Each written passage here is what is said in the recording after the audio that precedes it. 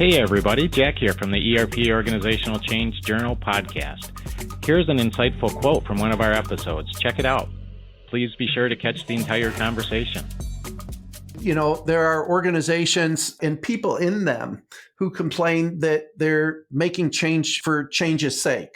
And it's not always needed. So I go into organizations and I focus on change. And I also focus on continuity or what not to change. But we can talk about that in a little bit. But the issue is it needed to be competitive in the marketplace? Is it needed to retain talent and recruit new talent in the organization? Is it needed to set you up for success in the future? And these are the kind of questions that if you don't answer yes to these, then you need to reconsider why it is you're changing in the first place. One of the books that I wrote, Jack, was on You Don't Have to Do It Alone, How to Involve Others to Get Things Done.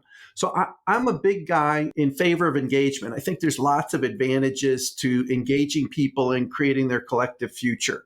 However, in that book, the very first chapter we had was, is involvement needed in the first place?